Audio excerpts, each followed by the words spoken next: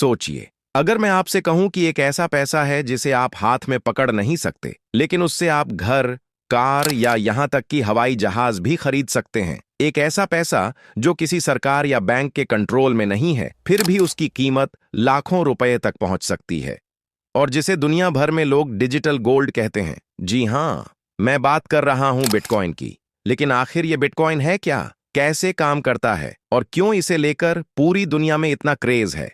आइए जानते हैं। बिटकॉइन एक डिजिटल करेंसी है जिसे आप सिर्फ इंटरनेट पर इस्तेमाल कर सकते हैं। इसे 2009 में एक रहस्यमयी व्यक्ति या ग्रुप ने बनाया था, जिनका नाम सातोशी नाकामोटो बताया जाता है। आज तक किसी को नहीं पता कि वो कौन है। बिटकॉइन को कोई भी सरकार या बैंक कंट्रोल नहीं करता, बल्कि यह ब्लॉकचेन टेक्नोलॉजी पर चलता है। ब्लॉकचेन को ऐसे समझिए, ये एक डिजिटल लेजर है जिसमें हर ट्रांजैक्शन की रिकॉर्डिंग होती है, और यह पूरी दुनिया के लाखों कंप्यूटर पर सेव रहती है। यानी इसे हैक करना या डेटा मिटाना लगभग नामुमकिन है।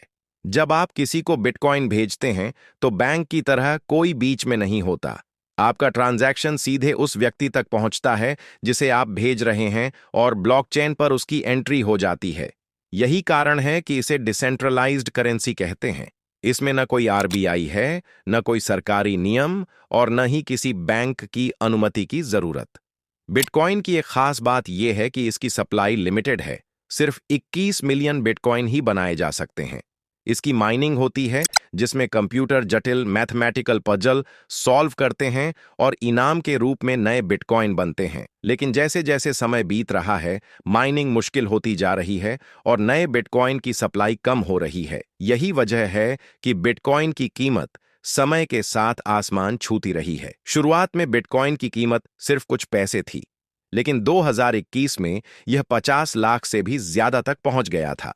हालांकि इसकी कीमत बहुत तेजी से ऊपर नीचे होती है, यानी ये बहुत वॉलेटाइल है। यही कारण है कि लोग इसे निवेश के रूप में भी देखते हैं और रिस्क के साथ भी जोड़ते हैं। बिटकॉइन को आप डिजिटल वॉलेट में स्टोर कर सकते हैं। ये wallet mobile app, computer software या हार्डवेयर डिवाइस हो सकते हैं। अगर आप बिटकॉइन खरीदना चाहें, तो भारत में कई एक्सचेंज हैं, जैसे वजीरैक्स, कॉइनडीसीएक्स या जेपपे, जहां से आप इसे खरीद बेच सकते हैं।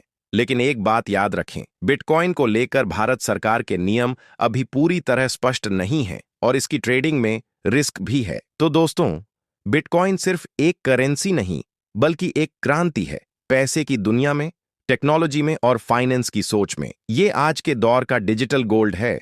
लेकिन इसके साथ रिस्क भी उतना ही बड़ा है। इसलिए अगर आप इसमें निवेश करना चाहते हैं, तो पहले पूरी रिसर्च करें, इसे समझें और फिर ही कदम बढ़ाइए।